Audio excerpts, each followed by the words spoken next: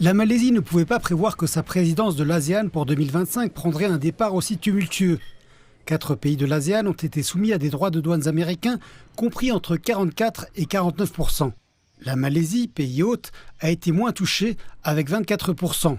Mais les États-Unis étant son premier marché d'exportation l'année dernière, il s'agit toujours d'une préoccupation majeure.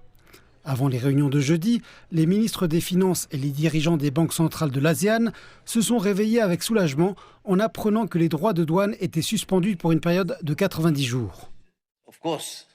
Bien sûr, je dirais alhamdoulilah pour ce qui constitue pour l'instant un sursis temporaire.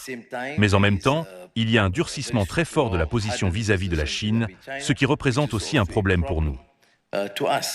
Alors que les ministres des Finances se sont réunis en personne, les ministres du commerce de l'ASEAN ont quant à eux tenu une réunion virtuelle. Les ministres ont unanimement rejeté la base de calcul des droits de douane américains, les qualifiant de régressifs et de préjudiciables au système commercial mondial.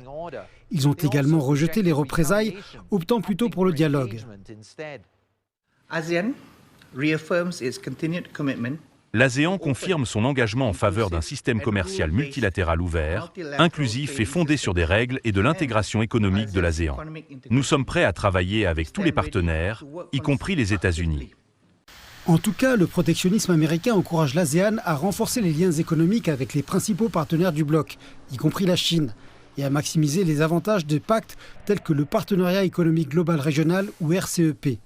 L'ASEAN comptera sur le libre-échange et l'intégration économique de l'Asie du Sud-Est et de l'Asie de l'Est pour l'aider à résister à tout ce que les États-Unis pourraient lui imposer.